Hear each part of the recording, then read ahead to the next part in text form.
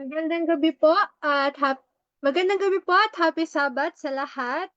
At welcome po sa ating Vesper Worship Service at ang atin pa rin pong pinag-aaralan tuwing Vesper ay mula po sa book na Mind, Character, and Personality.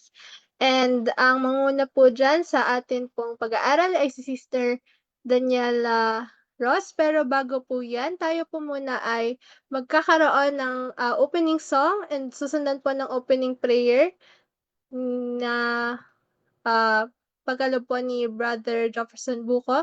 And after po ng prayer ay makakarinig din po tayo ng special na awit mula po sa Zamboanga Brethren. And tsaka po yung ating message. And after naman po ng message ay encourage ko po and ini-invite ko po ang mga kasamahan natin sa Zoom na makapag-share po ng kanilang insight mula po sa ating pag-aaralan. And magtatapos naman po tayo sa closing song at closing prayer po ni Brother Rodic Flores. So yun po yung ating program sa gabing ito at tayo na po ay umawit ng ating opening song.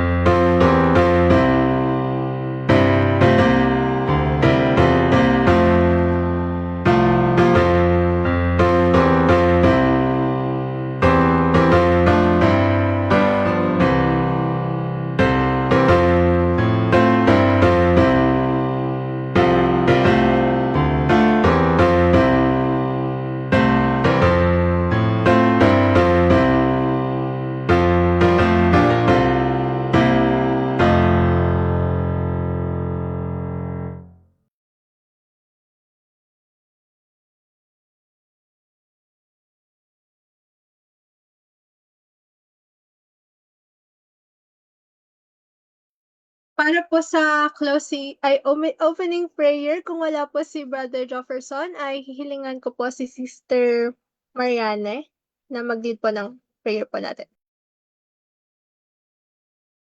Let's pray po. Mapagpalang Ama na tanan sa mga langit, kami po nagpapasalamat Ama sa oras pong ito, sa biyaya po na inyo pong ibinigay sa amin sa buong isang linggo na inyo pong pag-iingat, paggabay, at inilayo niyo po kami sa anuman pong uri ng kapahamakan po ito. At Ama, sa oras po na ito amin pong hinihiling, nawa po ang inyo pong presensya ang siyang pumagitna ng ang amin pong pagsalubong sa araw ng Sabat ay may kaayaya po sa inyong paanan. At nawa po sa amin pong pag-aaralan, nawa po may tatak po nawa namin ito sa aming puso't isipan, ng amin pong may sa kabuhayan, at upang po kami din po ay maging karampot dapat sa langit ng banal. At patawad po kung saan man po kami nagkulang, sa isip man po, sa salita at sa gawa. Ito lang pa po sa matalangin, sa pangalan ni Jesus. Amen.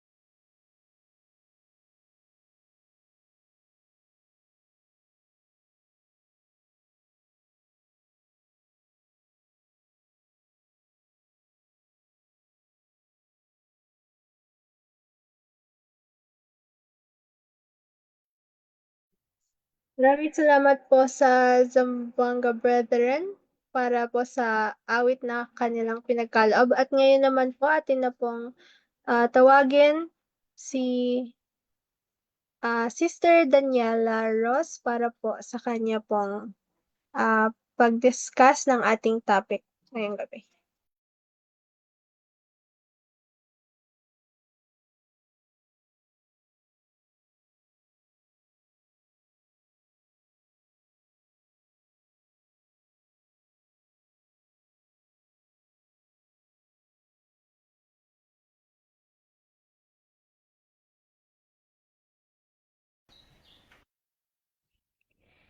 Mapagpalang gabi po and happy Vesper, happy Sabbath once again. And we praise God for the whole week na natapos at muli nating umpisahan ang araw ng Sabat sa pamamagitan ng pag-aaral ng salita ng Panginoon sa gabing ito. At makikita po ito sa Mind, Character, and Personality, Volume 1, page 89. Samahan niyo po akong pag-aralan ang chapter 11. Nasa chapter 11 na po tayo, entitled Bible Study and the Mind. So, connect po pala yung pag-aaral natin ng salita ng Panginoon sa ating pag-iisip. Nandito po sa ating slides, in our mind, if we study the Bible, we need to renew our mind and take every thought captive, think on these things, true, noble, pure, lovely, praiseworthy, guard your heart, and also transform your thinking and set your mind on things above. For our first slides, atin pong pag-aaralan, sabi dito, foundation of all study. The Word of God should be the foundation of all study and learning. Ano po? Na ang salita ng Diyos, ang isang pundasyon ng lahat ng pag-aaral at lahat ng kaalaman. Because the Bible is the starting point and guide for true knowledge. And God's revelation strengthen both the intellect and the heart. So, ito po yung magpapatibay sa ating pag-iisip. God's revelation strengthen both the intellect, mind, and the heart, spiritual life. So, Scripture makes us wiser in our thinking. Kapag nagbabasa tayo ng salita ng Panginoon, dito po tumitibay yung pananampalataya natin. Kasi our frontal lobe here ay nakaugnay po ano yung binabasa natin, ano yung ipinapakain natin sa ating isip. Yun po yung nade-develop sa ating inner life. That's why intellectual development is necessary to better understand God's will. And also, a strong mind helps us discern and obey God more faithfully.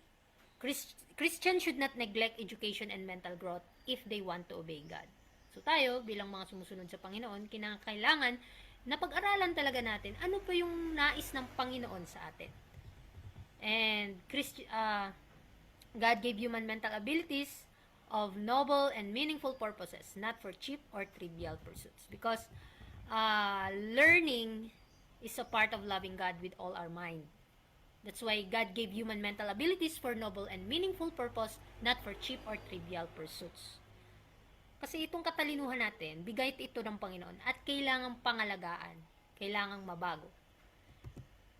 Next, a strength of principle. Dito po pinapatibay yung prinsipyo ng katotohanan sa buhay natin. Because Bible or God's Word uplifts the mind and soul. Kasi ito yung salita ng Diyos, ito yung nagpapalakas sa atin.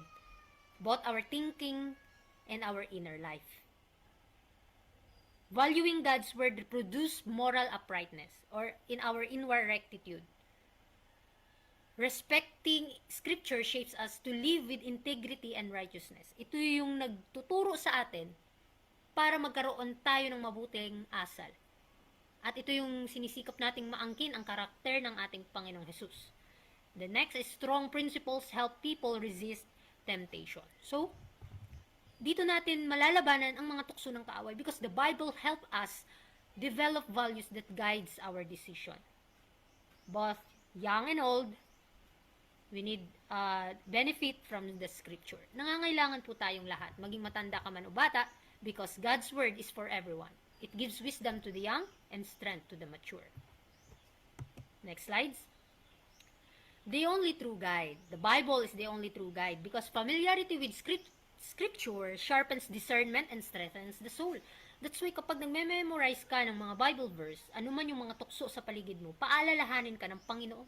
Kasi hindi lang naman tayo basta-bastang nag-aaral ng salita ng Panginoon, hindi mo lang basta-basta na anong tawag doon, yung parang minimemorize yung mga Bible text. Isa po itong gabay sa atin para mabantayan natin yung ating mga gawa. Because the Bible is the sword of the Spirit that defeats the adversary. Napakadaming mga tukso sa paligid na kailangang labanan, and we need the sword of the Spirit. It is the only true guide for faith and practice. Ito yung tanging gabay natin sa ating pananampalataya kung paano natin ito mapapractice, mga kapatid. That's why many fall under Satan's influence because they do not seek counsel from God's word. Yung nagmamarunong ka na kasi alam mo na yung katotohanan. That's why pumapasok ang mga tukso ng kaaway because you cannot seek counsels for God's word. Scriptures provides the true test for decision and action. So, ano yung mga decision natin sa buhay? Ano yung magiging decision before itong maging action ay kailangan isubay-subayan natin o pag-aralan natin kung ito po ba ay will of God. Basahin po natin ang salita ng Panginoon.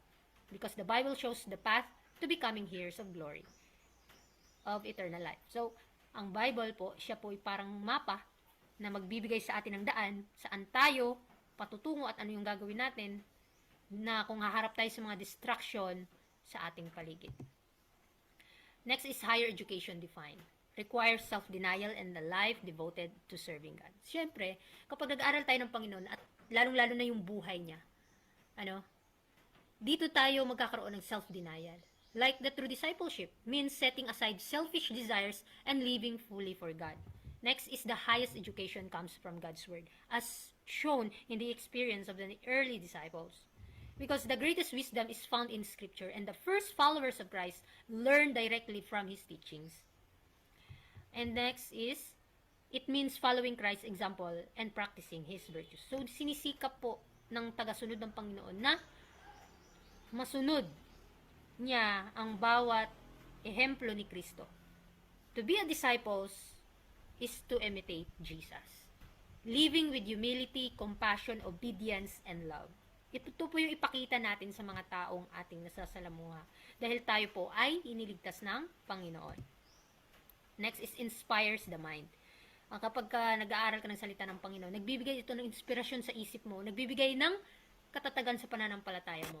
God's Word offers subject for the deepest thought and highest aspiration. So, kasi mga kapatid, the Bible, nagbibigay ito ng wisdom sa atin.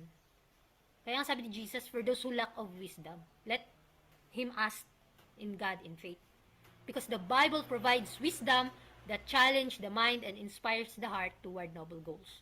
Next is, Scripture allows us to learn from patriarchs and prophets and hear God's Word. So, through the stories and teachings of biblical figures, alam natin yung experience nila, paano sila nakaraos, paano sila nagumpay, at paano natin sila, paano tayo gagaya sa kanila, sa kanilang mga karanasan. So, we gain guidance and experience God speaking to us. Next is, it reveals Christ, humility, sacrifice, and victory over darkness. So, kapag pinag-aaralan natin ang salita ng Panginoon, papaalalahanan tayo kung paano maging mapagpakumbaba, magkaroon ng sakripisyo, at paano mapanagumpayan ang kadiliman. Because the Word of God shows how Jesus lived humbly and triumphed over sin and devil. Next is, it reveals the purpose of life. The Bible reveals the purpose of creation and how to achieve it. So, yung Bible nagbibigay sa atin, Scripture explains us na why God created the world and guides us on how to fulfill His divine plan. Para ma-achieve natin ito. Para yung ano yung pinapaalala niya sa atin, ay ma-develop po ito sa buhay natin, yung kanyang character. No? Kasi ito yung reveals purpose of life. Ano yung purpose mo sa buhay mo? It teaches us how to live wisely in the present and secure the future life. So, tayo po ay naghahanda for our future life. It's not for temporary life, but in the future eternal life. Because the Word of God shows us how to live with wisdom today while preparing for eternal future life. Next is, no other book fully satisfies the mind and heart. Wala nang ibang babasahin, mga kapatid, na mag-full satisfy sa isip at puso mo. Next is knowledge of God's Word can transform character and elevate life. Kapag marunong ka ng salita ng Panginoon, if you studying scriptures, change, magbabago talaga at yung buhay mo, transform character and elevate life. And integrity and lifting our lives to a higher purpose. Next slide is parables to impress and awaken minds. God's parables are meant to awaken and instruct the mind. Because the parables of Jesus, if we study the Christ subject lesson, there's a lot of parable there. The book of the parable of Jesus are designed to steer our thoughts, challenge our understanding, and teach us spiritual truths in simple yet profound ways. Next is nature helps in reinforce Bible truth rather than oppose it. So, creation itself, ito yung ginagawa ng Panginoon na, o ito yung nagre-reflect in God's wisdom and power. Dito natin makikita kung gaano ka makapangyarihan ang Panginoon. And serving as a living testimony that supports the truths found in Scripture. That's why everyday things can imprint spiritual lessons on our thoughts. Because ordinary experience like farming, building, or family life can become reminders of deeper spiritual realities when viewed through the lens of God's Word. Lalong-lalo na pag pinag-aaralan natin ang salita ng Panginoon. Next is the Bible without a rival. Scriptures gives us strength and vigor to all mental faculties. Kasi yung salita ng Diyos, ito yung nagbibigay ng kalakasan sa atin, energize the mind, and sharpening memory, reasoning, and understanding. Wala na pong iba mga kapatid. Kasi meron itong kakaibang kapangyarihan na magbabago sa puso at isip mo. Great things or great truths cause the mind to grow and expand. So yung mga katotohanan pala, our deep spiritual truths stretch our thinking and also helping us develop wisdom and insight. So lalawak yung pangunawa mo. Maiintindihan mo yung bawat salita ng Panginoon na hindi nakikita o naiintindihan ng iba. That's why may mga decisions tayo na hindi alam bakit mo ito ginawa. Hindi alam ng iba bakit mo ito pinili. Challenging spiritual truths help maintain mental growth. So, let's remember na tayo po ay we wrestling with profound biblical teachings keeps the mind active, strong, and continually developing. Kasi nagde-develop pa ang ating mental mind. So, next is accept with simple faith. So, Bible study is the best mental and spiritual exercise. Napakaganda po mga kapatid. Kapag nag-aaral tayo ng salita ng Panginoon, lalawak yung pangunawa natin. Lahat ng katanungan natin ay masasagot ng Panginoon through His Word. At atin po itong maa-apply sa ating buhay through His Spirit. Understanding Scripture requires simplicity and faith. So kapag naintindihan natin ang salita ng Panginoon, or if we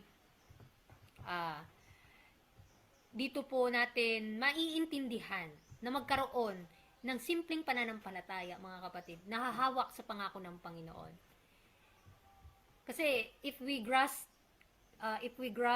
God's word, one must approach it with a humble heart and trust not with pride or overcomplication. Kasi marami ngayon na maraming nakakaalam ng katotohanan na nagmamayabang na sa kanilang mga sariling kaunawaan. That's not good, mga kapatid. That's why we need to study more. Wag tayong makontento lang sa nalaman nating katotohanan. Kailangan pa nating pag-aralan ito at ihingi ang gabay sa Panginoon. Ano pa ba yung dapat nating gawin? Humility keeps truth from becoming confused or misunderstood. Tandaan natin na a teachable spirit helps us receive God's truth clearly without distortion. Kahit ano pang katotohanan niyan, kahit sa napakasimpleng paliwanag, kapag handa ang puso mong tumanggap sa ating Panginoong Hesus, hindi ka na makikipag-argument, hindi ka na malilito. Hindi ka na makikipag-argue sa mga tao, hindi ka na malilito kasi ang Panginoon na yung magpapaintindi sa'yo. Next is give us reason should be used but not idolized.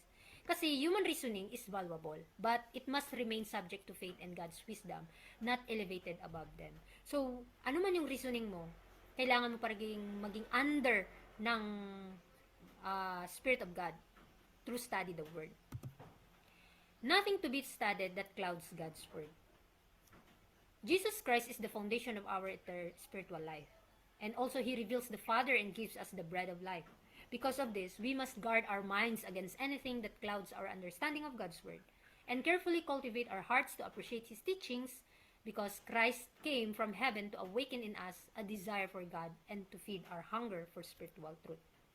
That's why we need to ask God kung ano pa ba yung dapat nating malaman na katotohanan. Kasi in our own, wala po tayong magagawa. Because Jesus is the solid foundation of our spiritual life. Kapag nag-aaral tayo ng salita ng Panginoon, dito natin maiintindihan ano yung tunay na karakter ng Panginoon, ano yung tunay niyang pagkatao, at ano yung purpose niya, bakit niya tayo niligtas, at ano pa yung mga dapat nating malaman regarding sa katotohanan ito. Kasi wala na pong ibang pag-aaral ang higit pa dito, kundi ang Bible lamang.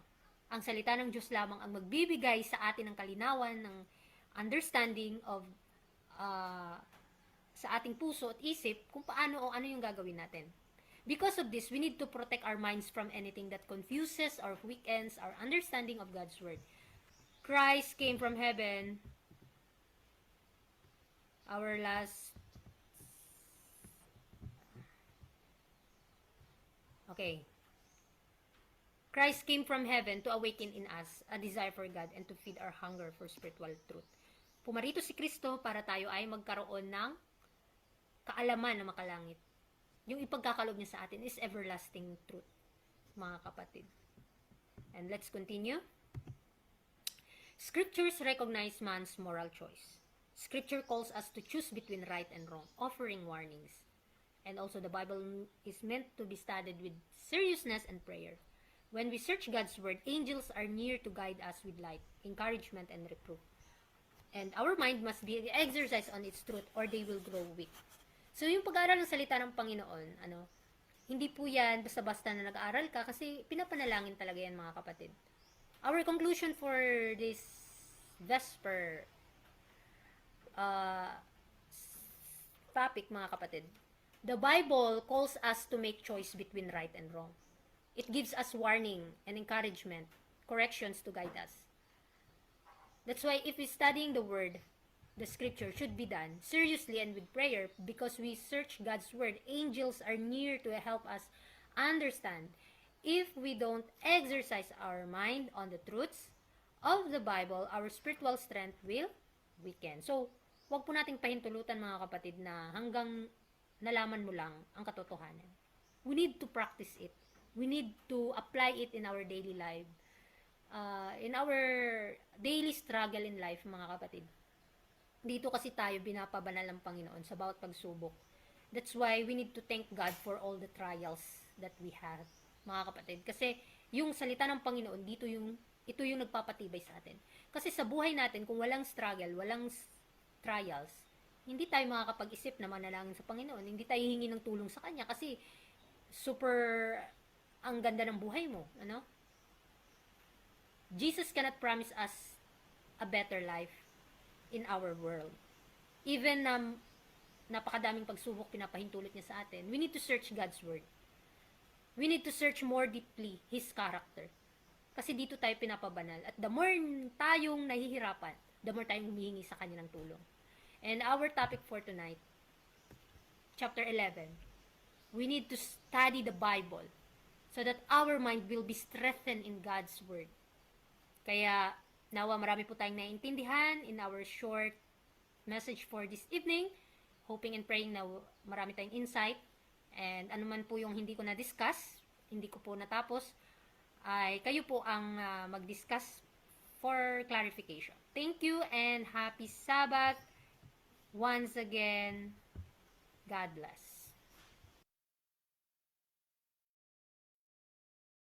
Maraming salamat po, Sister Daniela, sa pangunguna niyo po sa ating lesson na Chapter 11, Bible Study and the Mind. So, na-discuss po doon yung kahalagahan po ng pag-aaral ng salita ng Diyos para po sa ikaunlad ng ating intellect and as well as our heart or yung soul po natin.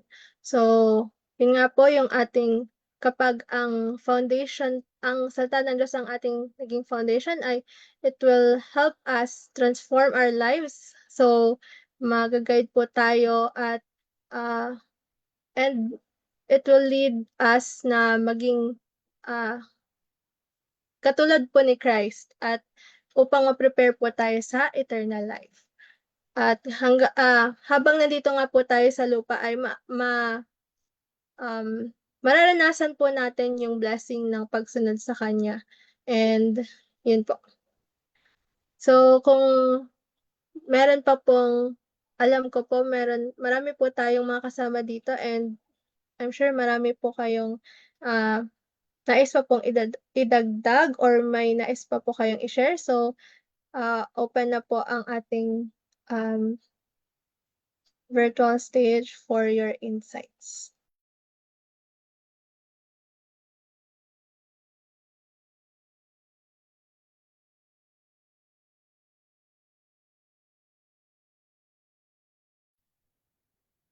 Tawagin ko lang din po yung mga kasama natin dito sa Zoom. So, kasama po natin sila Sister Nori, ang atin pong speaker, Sister Daniela, ang Flores family po, si Brother Franklin Tina, si Brother Harry, si Sister Mariani, and Brother Osborne, and Raimundo family, Brother Rob. So, kung meron pa po kayong idadagdag, ay mag-unmute lang po kayo ng inyong microphones.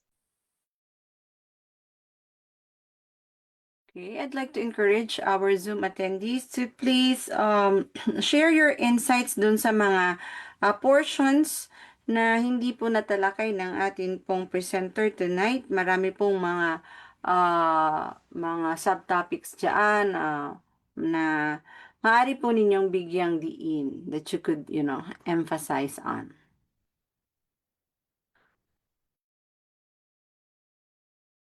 Which part of those important subtopics have you could relate your life to? Kasi nga 'di ba pagka usaping pag-aaral ng Biblia, napakahalaga naman talaga dahil ang pag-aaral ng Biblia, ito talaga yung magbibigay sa atin ng matibay na pundasyon ng pananampalataya. So kapag hindi natin binigyan ng panahon ang pag-aaral ng Biblia, mas madali tayong mahuhulog sa mga patibong ng kaaway. And ang tawag dyan, yung buhay Kristiyano, sa umpisa, parang mas madali sa umpisa. Kasi pagka umpisa ng buhay Kristiyano, parang, lalo na kung ang conversion mo is adult ka na, meron ka ng wisyo, meron ka ng awareness, you are already aware of spiritual things. And when it's like on the first years of your conversion, the zeal of studying the Bible, spending time with God, it's there. But the challenge comes with maintaining that kind of zeal and devotion to God. At yung pag-aaral talaga ng Biblia, kapag kaya yung ating habit na practice,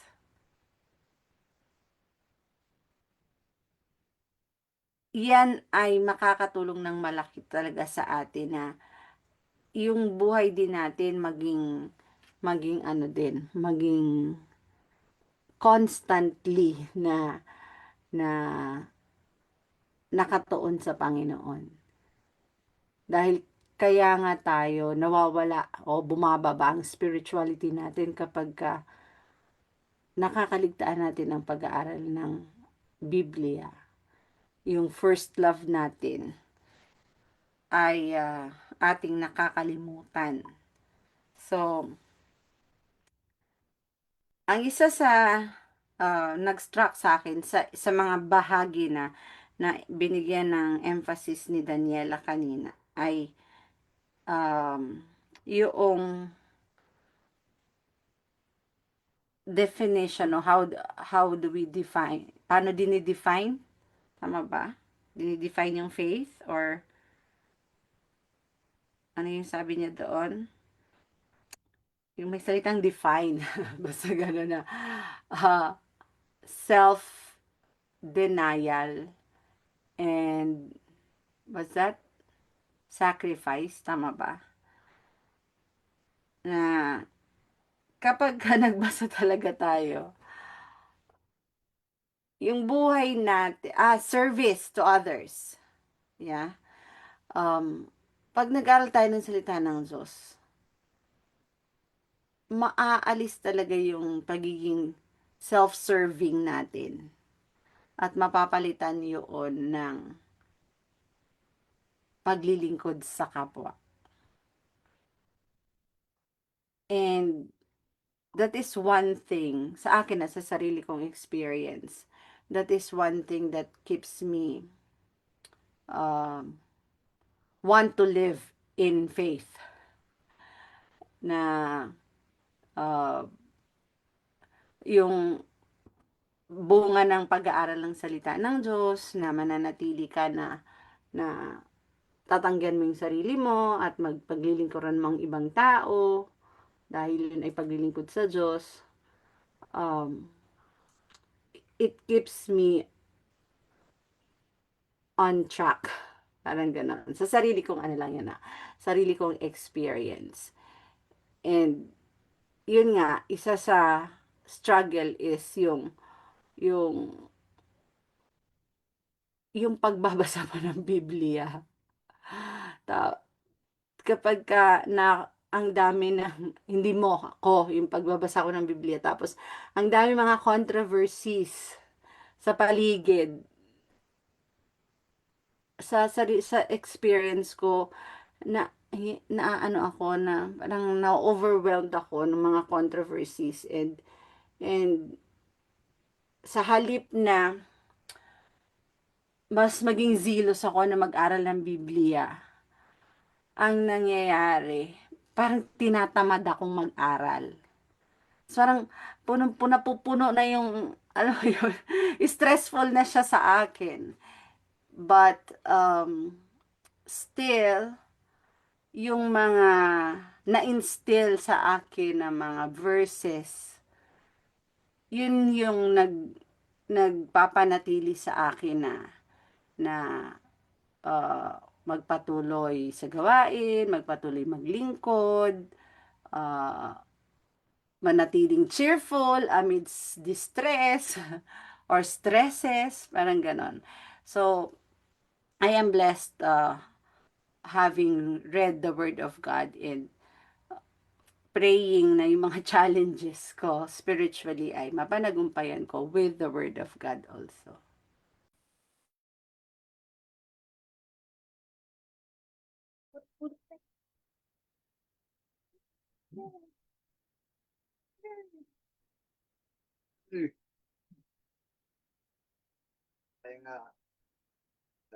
Pwede rin po magdagdag, ate.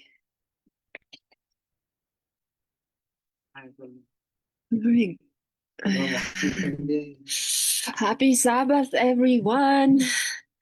So, gusto ko lang din pong dagdagaan yung naka-struck sa akin kay Ate Daniela kanina. Yung una is the strength of principle. Kapag kasi palagi tayong nagbabasa ng ating Biblia, alam mo yung may time na kapag yung utak mo ay punong-puno ng mga balitang makamundo, tapos kapag may temptation, usually yung immediate na responses mo ay makamundo rin. So halimbawa, merong naiinis sa'yo, tapos doon kasi sa mga nakikita natin ng mga movies, sa Facebook, alam mo yun, may mga revenge. So usually, yung utak mo din, dahil yun yung nailagay, yun din yung common na gagawin mo. Pero dahil nagbabasa tayo ng Biblia, sa halip na, halimbawa pag nasaktan ka, sa halip na mag-isip ka ng revenge towards the people, ano mangyayari? ipapanalangin mo na lang siya. Maawa ka na lang. So, walang stress sa puso mo na may naiinis sa'yo. Papanalangin mo siya, papanalangin mo yung sarili mo, anong mali mo, sa halip na maiinis ka. Kasi yung Bible, yung prinsipyo sa Biblia ay pinapatibay tayo in a sense na para manindigan tayo sa kung anong tama na gagawin. And then, gusto ko rin mag-emphasize kasi hindi na discuss ni Ate Daniela yung sa bandang baba. Yung scriptures recognize man's moral choice. The more we read of the Word of God, the more truth we have, and the more we understand the choices that we are doing. So, minsan may group chat akong sinalihan, ay mga relatives ko pala. Tapos may nagreklamo kasi bakit gumagawa pa ng mga spiritual. Alam mo yon yung kinukuha yung patay mula sa libingan, tapos gumagawa ng mga rituals, tapos may nagreklamo dun sa group chat. Tapos hindi pagkakataon na yon mag-share. Kasi sabi niya, ba't pa natin ginagawa to? Eh, ang akala ko mga Kristiyano na tayo. So, ang yun na yung oportunidad na pinasok ko yung about death. Pero with respect na kahit ano man po yung religion natin, this is what the Bible says about death. Kasi mga Kristiyano nga tayo. And then may nagreklamo na sabi niya, tita ko mismo sabi niya, but you need to respect that may iba't iba tayong religion and beliefs. So, and then dito ko nakita na kaya nga po natin pinapaalam yung salita ng Panginoon para mas malinaw sa kanila kung anong papaniwalaan nila.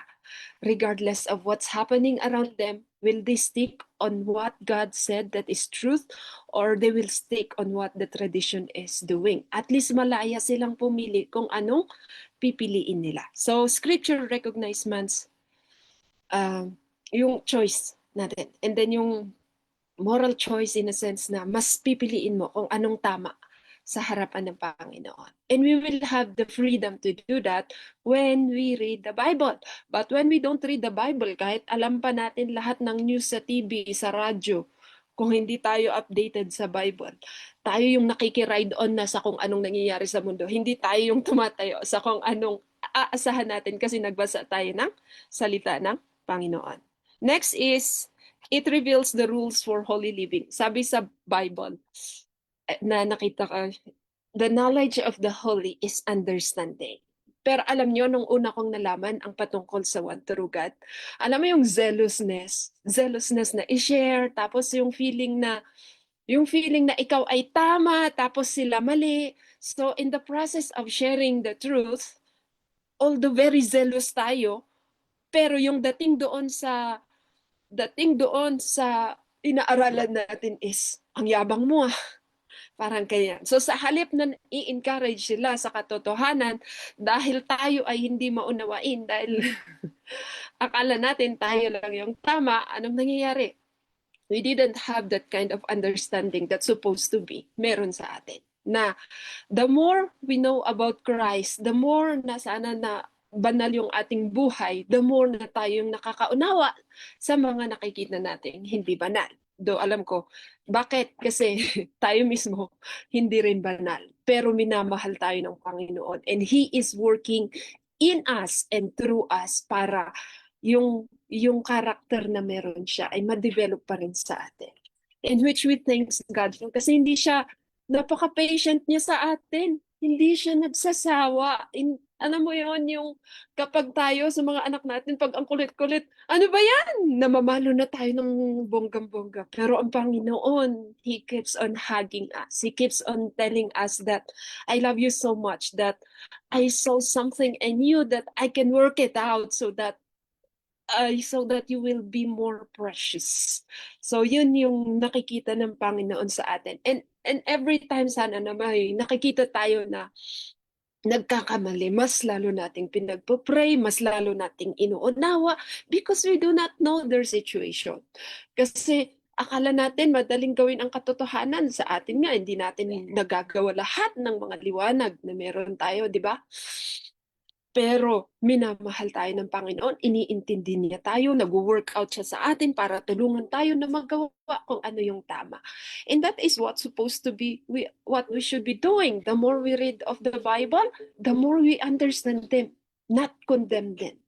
Kasi hindi naman kailangan dahil katotohanan yung hawak mo, kailangan maging kwan ka ba, maging mayabang na magsabi na ito yung katotohanan. Hindi, to the point na mas nasasaktan sila. Na sa halip na mahalin nila yung katotohanan na gusto natin ibahagi sa kanila, mas nagre-resist na sila. Remember na tayo yung last John the Baptist. And then, remember then, hindi lang sila yung magsisisi. Lahat tayo. Why? Because every time that God is revealing our own character na pangit na hindi natin alam, the more that we can see His grace upon us. And that's supposed to be the love that we should be sharing with them. And then, sabi niya, a new heart means a new mind. Di ba? Ang promise ng Panginoon is, I will give you a new heart. Na, alam mo yung utak natin ay mababago. Yung mga ini-enjoy natin na bad noon, darating yung time na hindi na yung utak natin maliwanag na to the point na nakikita na natin, oh, hindi pala to tama. Tapos, alam mo yun, yung isa kong kasama noon, sabi niya, napakaswerte nyo nga ng mga born Adventist kasi hindi na kayo kumain ng mga kinain namin ng mga karumal-dumal. Ang dami naming mga kinain na sabi sa Biblia ay napakarumi. So, the more na nalalaman natin yung tama at mali sa harapan ng Panginoon, the more na yung utak natin ay nababago. Nagbabago yung choice mo, nagbabago yung preference mo. Mas gusto na natin yung choice na gusto ng Panginoon sa atin. And then an antidote for poisonous insinuations. Kapag ako'y ganito, kapag may araw na hindi ako nakabasa ng personal devotion, kulang yung araw mo. In a sense na parang wala kang kanyan, wala kang pambala ngayong araw na to. And then, mas madaling pumasok na yung mga ibang insinuations sa utak. Minsan, nag-iisip ka na ng negatibo sa iba kasi ikaw mismo, hindi mo na nalagyan ng salita ng Panginoon yung utak mo. So, nawi-welcome tuloy yung mga negative thoughts, negative emotions, sa halip na mag-stick doon sa mga promises ng Panginoon. So, at the same time, it also protects us from superstition. Bakit? Rini-reveal ng Panginoon yung sekreto ng kaaway. Kaya, alam natin kung superstitious lang yun or it is truth. And then, lastly, yung sabi niya, Bible study will enlarge the mind. Diba? Isa sa law of the minds is the ability to grow and the ability to shrink. Yung growing scenario is the more we learn, the more our minds grows. And why does reading the Bible makes it grow? Because it is truth. Ito yung hindi lang katotohanan ngayon. Like, minsan may mga scientific studies, noon, okay ito, ngayon hindi na. Pero ang salita ng Panginoon is, it is, as He is Jesus yesterday, today, and tomorrow, His word is also true yesterday, today, and tomorrow. Hindi yan mababago. So you can cling on it and your mind can fully trust in it na malagay doon sa utak mo that you can always think of it. So, kaya nagkakaroon ng enlargement of the mind kasi marami tayong nalalaman na bago. And the greatest thing na nalalaman natin is the more we learn of God's goodness, of God's holiness, the more we learn of our own wickedness, and that is the reason why mas lalo tayong nagiging humble. In a sense na wala na tayong maipagmamalaki sa sarili natin. The only thing that we can be proud of is what God has done in us. Yun lang po, and happy Sabbath everyone.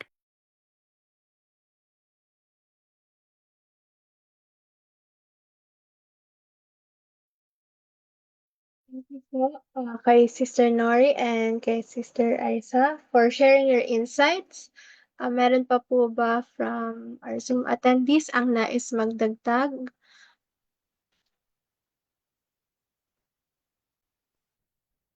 Ako po, sana happy Sabbath, hindi ako makita.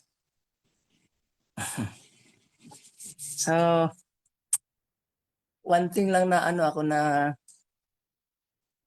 na-struck ako dun sa ano, yan pala.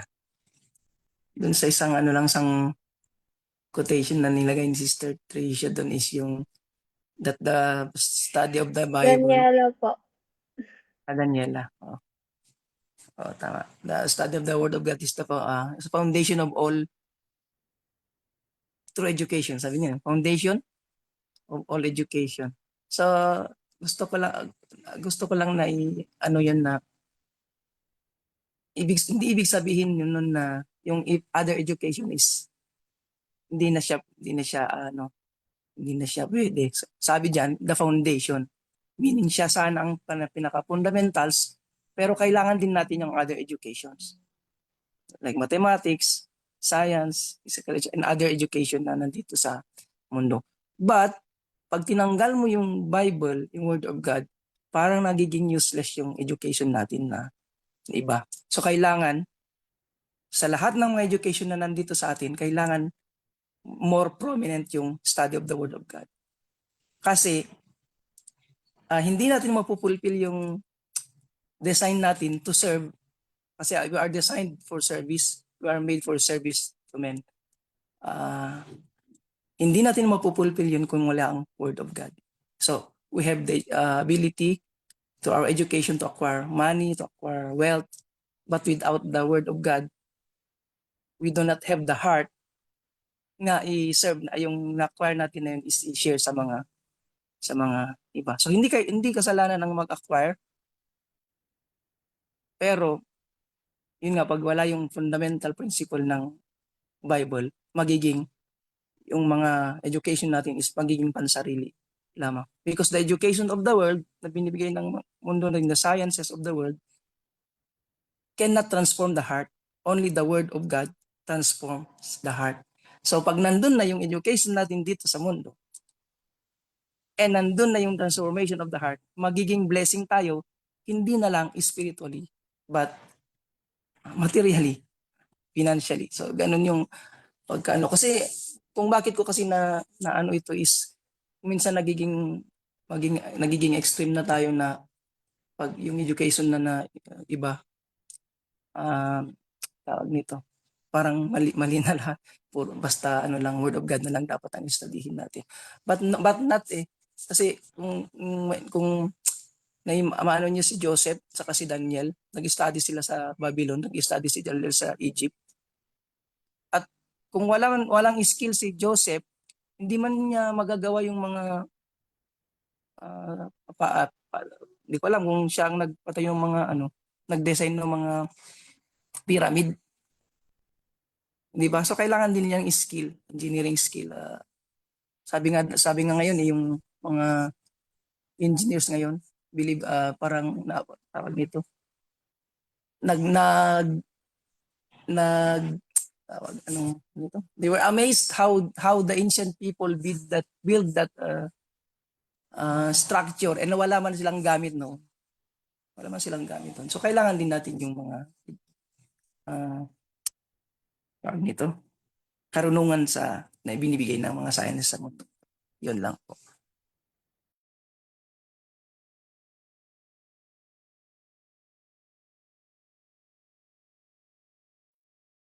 Thank you po, Brother Osborne. Meron pa po ba na magdadagdag? O kaya Sister Daniela, meron pa po ba kayong nais i-share po?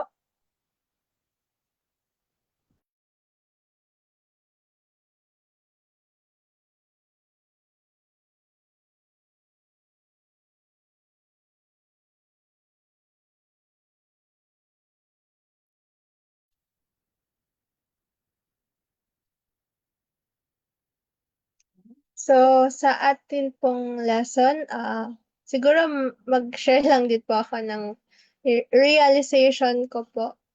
Kasi ito pong lesson po natin parang na-remind po ako personally na mag-aral ng kanyang salita. Although lagi naman po yun na-stress dito sa yung importance po ng pag-aaral ng kanyang salita. So sa akin po kasi alam ko po yun sa sarili ko na yung importance ng studying of His Word. Pero although nagjo-join po ako sa devotional po natin, pero hindi ko po nagagawa ng time ng parang, kumbaga, iba pa pong time with God. Kaya parang yun, na-remind na naman po ako sa atin pong oras kasi kumbaga mas updated pa nga po sa makamundong bagay kaysa sa mga salita ng Diyos na napaka-important na dapat sana ay yung salita ng Diyos ay kumbaga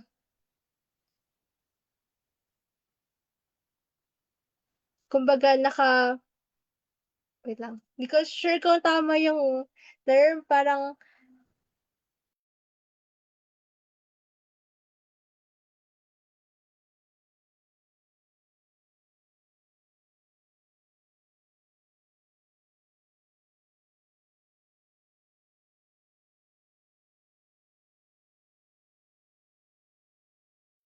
tama pala. Kung baga yung salita po ng Diyos ay dapat nagpe-permeate sa atin. So, yun. And na-realize ko lang, ay hindi na po na-realize, well, na-remind lang din po talaga ako na, di ba po, ang communicating with God is not just talking to Him, but listening to Him as well. So, yun po. So, napakaganda po ng ating pag-aaral at nawa po ay ma-remind kung hindi man po ay ma-inspire po tayo na patuloy po sa pag-aaral ng salita ng Diyos na makapag-communicate po with Him, magkaroon po ng oras po talaga sa Kanya dahil napaka-importante po nun kahit na lagi naman po tayong sinasabihan na lagi naman po talagang kailangan ang salita ng Diyos pero yun po,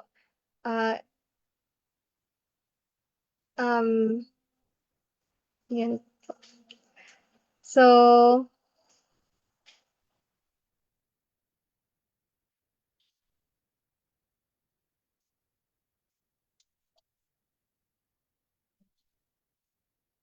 meron po palang share si Brother Rob. Basahin ko lang din po.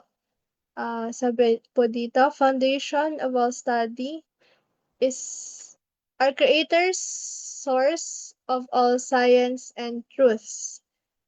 Inspires the mind, opens mind wider subjects. It reveals the purpose of life. Minds find noblest development working in harmony with God. It improves the reasoning faculties.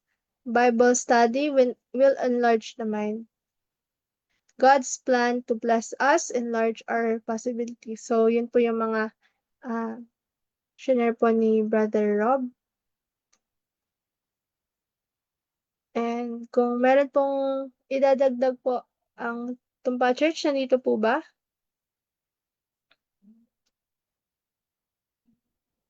Sister Tris, Sige po, Brother may Harry. oras pa tayo? Baka gabi na? Okay Hindi lang. po. Hindi po, okay lang po. Ayan, share ko lang ito, no? Saglit lang to. Sabi dito, the great controversy between Christ and Satan has been carried forward for nearly 6,000 years, is soon to close. And the wicked one redoubles his effort to defeat the work of Christ in man's behalf and to fasten souls in his snares. So, ayon sa sinasabi dito na nung time ni Sister White, nung sinulat niya ito, yung 6,000 years daw is almost soon to close. And yung kaaway daw ay nagsisikap na i-redouble yung kanyang effort to defeat the work of Christ in man's behalf. To hold the people in darkness and impenitence till the Savior's mediation is ended, and there is no longer a sacrifice for sin, is the object which he seeks to accomplish. So ito yung pinagsisikapan ni Satan na ma-hold niya yung mga tao na hindi sila preparado hanggang sa matapos yung mediation ni Kristo. When there is no special effort made to resist his power, when indifference prevails in the church and the world, Satan is not concerned, for he is in no danger of losing whom he is leading captive at his will. Kapag wala daw pala tayong special effort para i-resist natin yung kapangyarihan ni Satanas, sabi dito, he is of no danger of losing. Parang wala siyang pangamba na ang kanyang mga nasasakupan ay mawala sa kanya. Gusto ko lang i-pinpoint ito, sabi dito pa,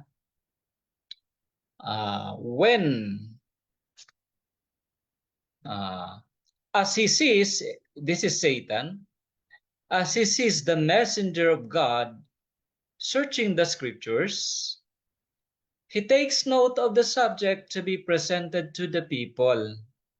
Alam niyo nung kami noon, kami yung mga kabataan noon, ewan ko lang kung pumasok sa isip ninyo ito ngayon, kasi kami noon, nung nag-aaral kami ng salita ng Panginoon sa country living, naririnig niyo po ba ako? Opo. Yes, okay, tuloy ko lang. Nung nag-aaral kami noon sa country, parang naging familiar sa amin yung quotations na ito. Na ang sabi dito, habang nakikita ni Satanas ang mga mensahero ng Panginoon ay nagsastiliksik ng kasulatan, he takes note of the subject to be presented to the people. So noon, nagkaroon kami ng kaisipan, Sister Chris, na ano kaya, wag na tayong gumawa ng ating outline ng Bible study, basahin na lang natin yung ating,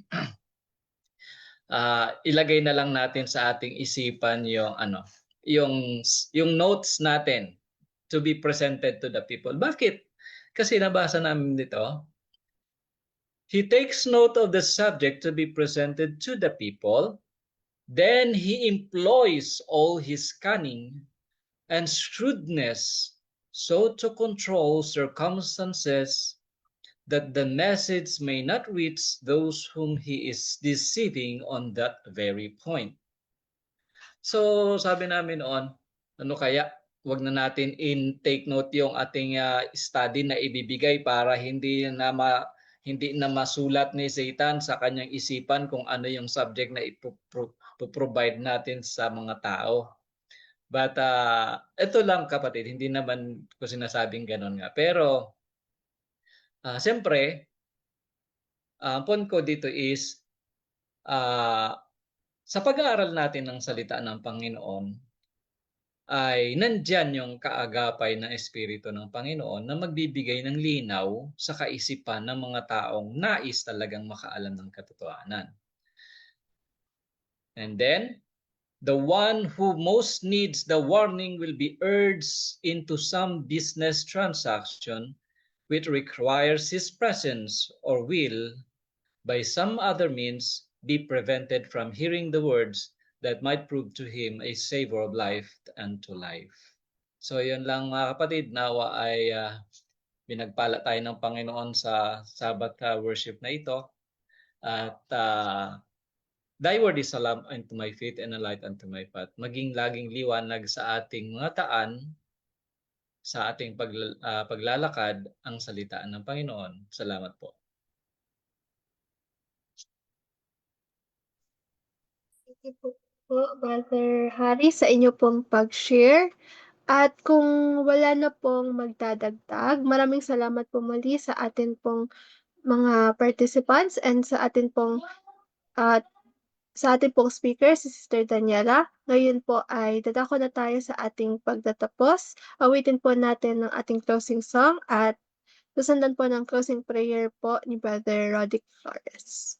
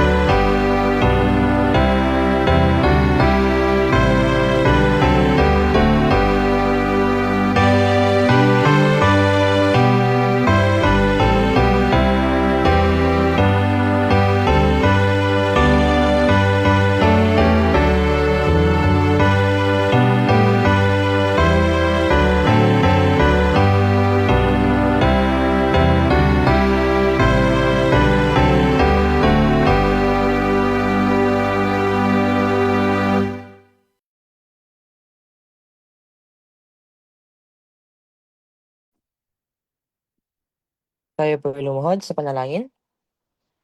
O manaming banal, maraming salamat po sa oras na ibinigay niyo po sa amin upang mag-aral ng iyong salita ngayong gabi. Salamat po sa maaral na aming natutunan tungkol sa pag-iingat ng aming isip. Tulungan po kaming magbasa ng Biblia at isipan ang mga bagay na mabuti ayon sa inyong kalooban. Naway magamit namin ang aming natutunan sa aming pang-araw-araw na buhay. Ingatan mo po kaming lahat sa kanya-kanya naming tahanan at sa aming pahinga ngayong gabi. Gabayan po kami palagi. Ito po ang aming dalangin sa pangalan ni Jesus. Amen.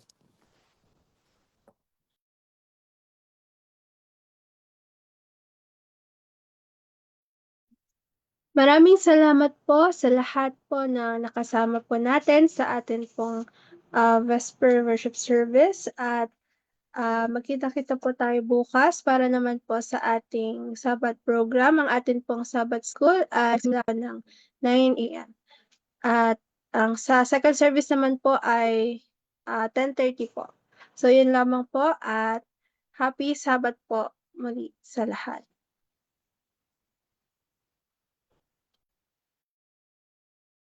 Happy Sabbath sa inyo.